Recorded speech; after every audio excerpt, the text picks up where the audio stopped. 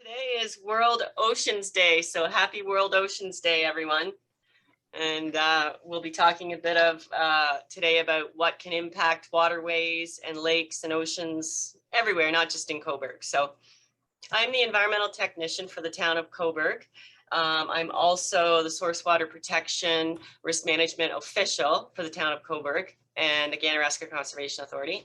And I am also a wastewater operator for the town of Cobourg. So I look at the clean side of things and I look at the dirty side of things at the sewage treatment plant.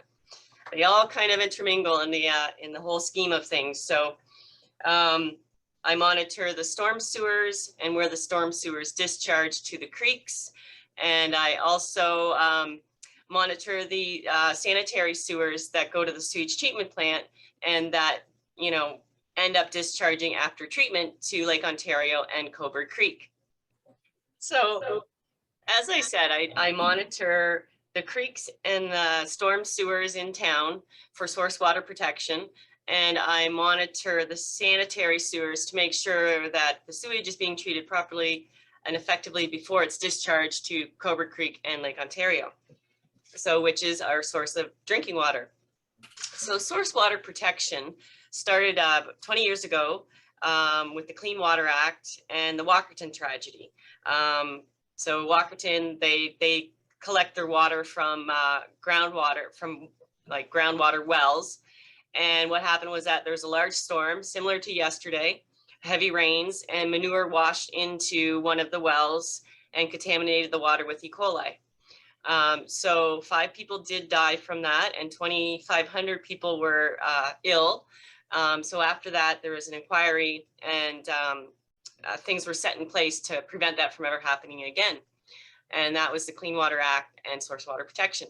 So if you're looking at this picture here, it is the red circle is 1 kilometer around the water intake. The yellow circle is the water intake itself. So if you drove down Darcy Street, drove out into the lake 800 feet, you would come and hit the intake valve that we collect the water. It's in the lake. It's I'm not sure the depth that it's at, but it's 800 feet from shore.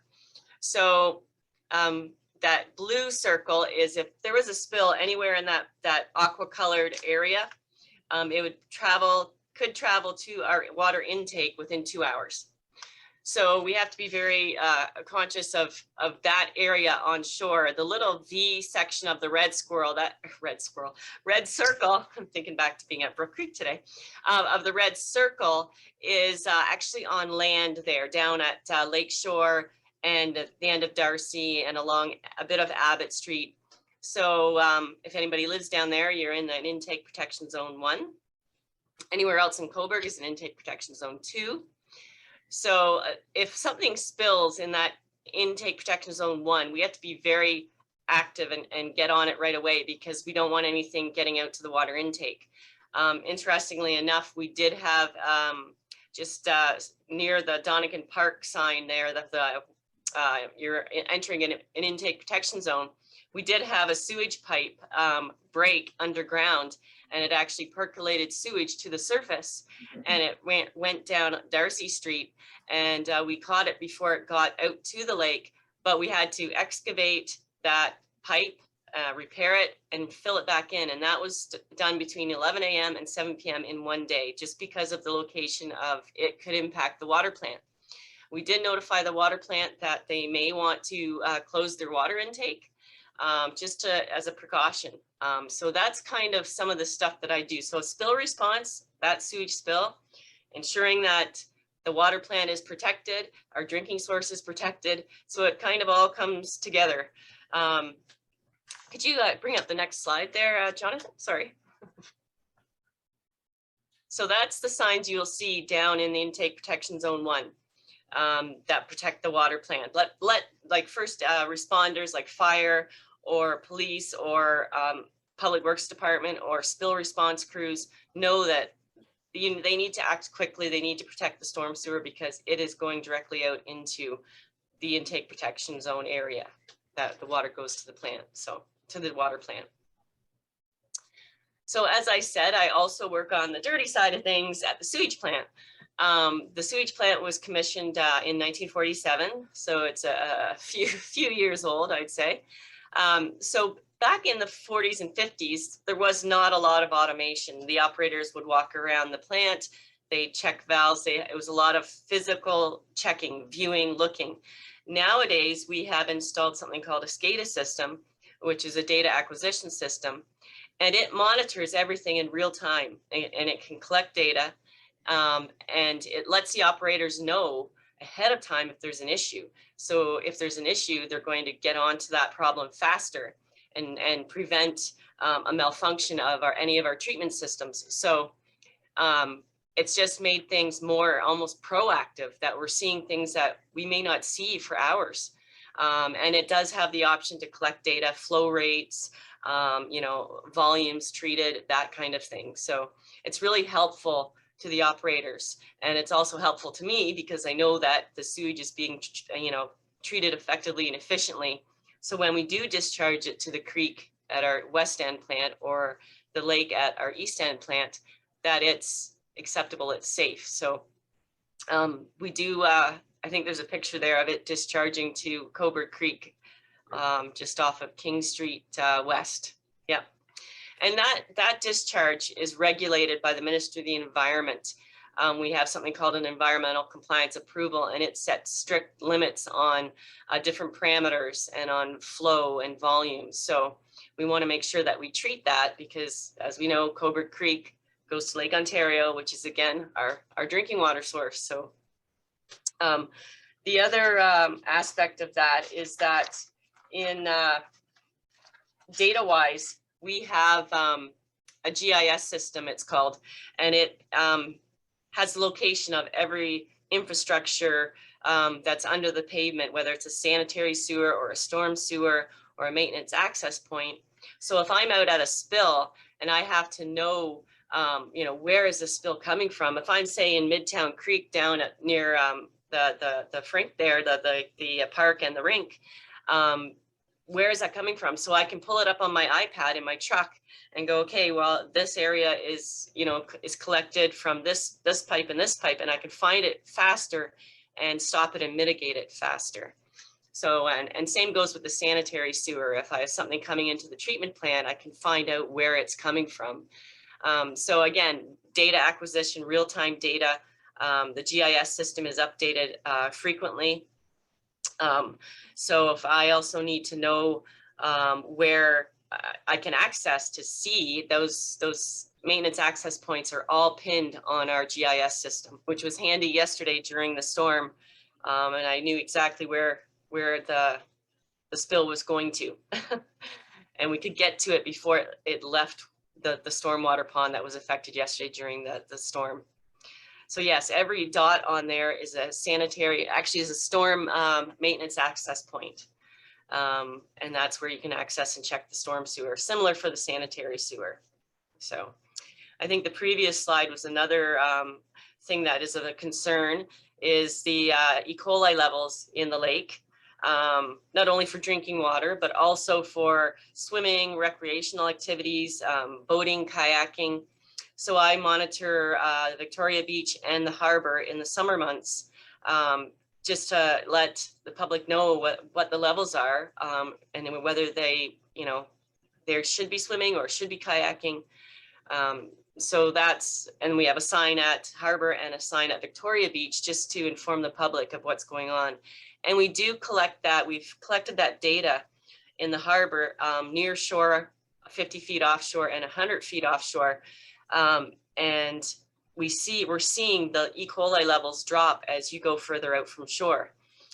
There's temperature that affects that, and waterfowl population, but it's helping town council decide if should we be putting a dock further out, so that if there's the kayaking activities going on, they could access and get into their kayaks further out, and reduce the risk of any contact with the, you know, higher levels of E. coli in the close shore waters. So it all really comes together to like data collection, data acquisition, and sharing that data with as many people as possible, to give them the knowledge of what could be in the environment. So the other stuff that I deal with in regards to drinking water, or our drinking water source, is sampling the creeks. So I do sample the creeks. We have three main creeks in Cobourg. There's Cobourg Creek, Midtown Creek, and Brook Creek.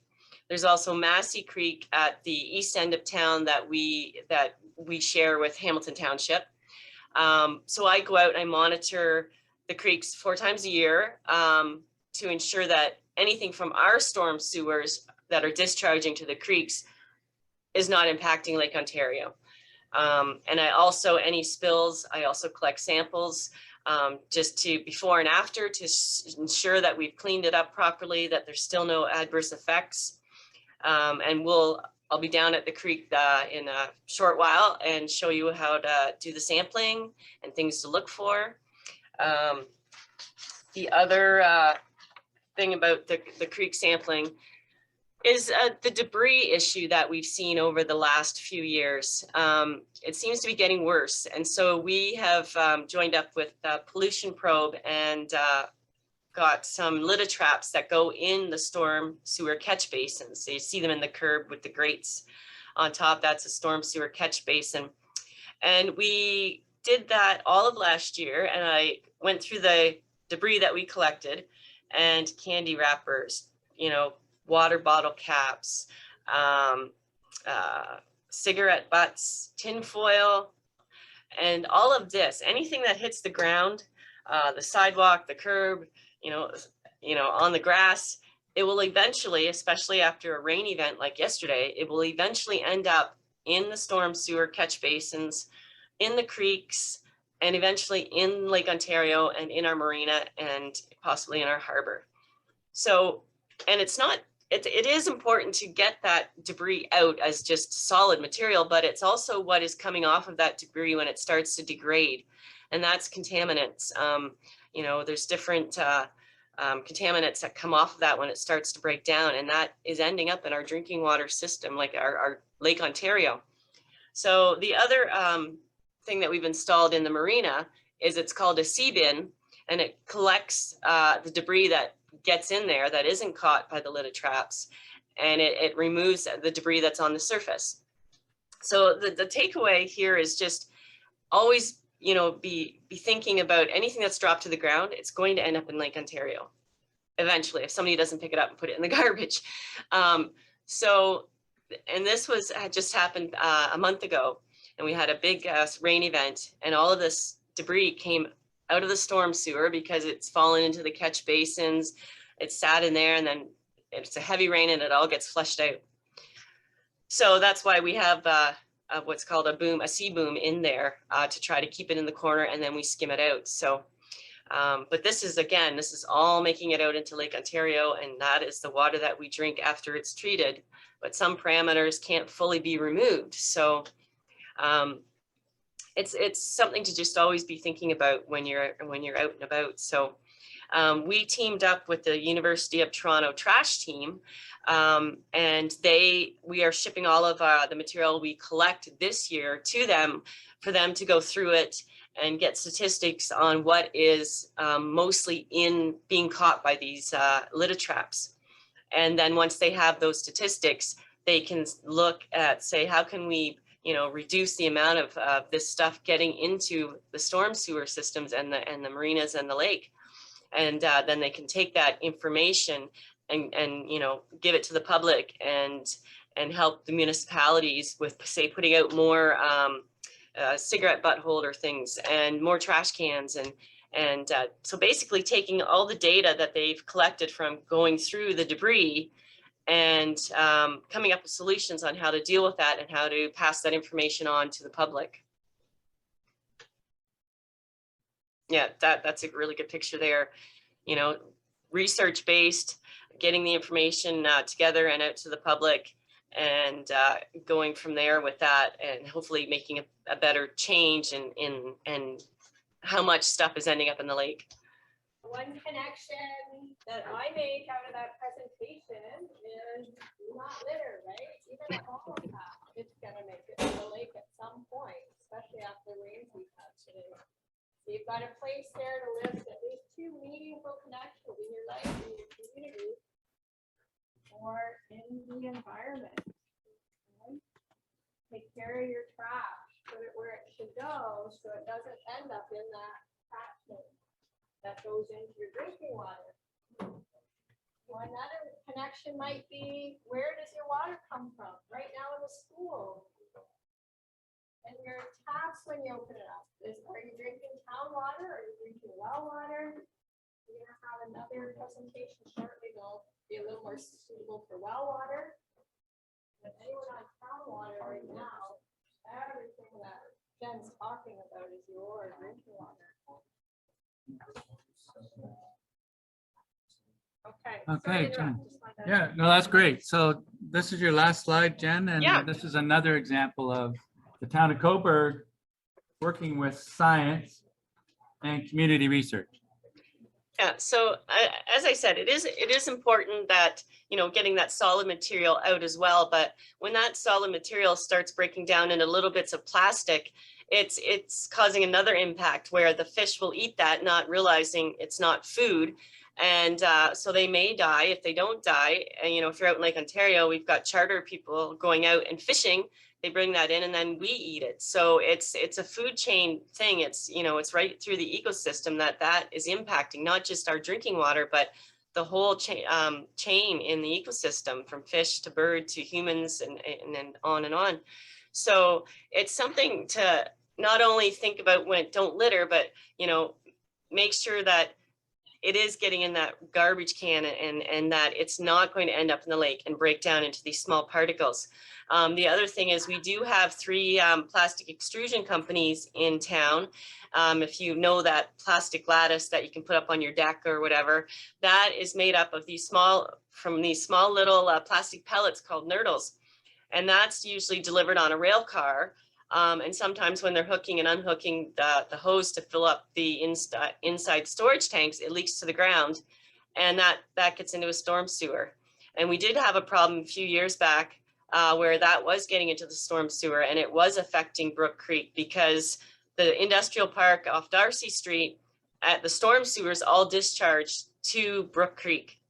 So we worked with the industries and they put in fine screen litter traps in the catch basins in the industrial park. And we have not seen the issue we had a few years ago with pellets. Every time it would rain, they would wash up on the shores of the creek, and, you know, ducks would eat them. And it's just so not good for them, not good for the environment. So we worked with the industries and they came up with that solution. So we've kept that bit of plastic out of the creek and out of Lake Ontario. So a win-win. That's great. Yeah. Are there any questions to Jenn Leno, environmental technician for the town of Cobourg, who does amazing work?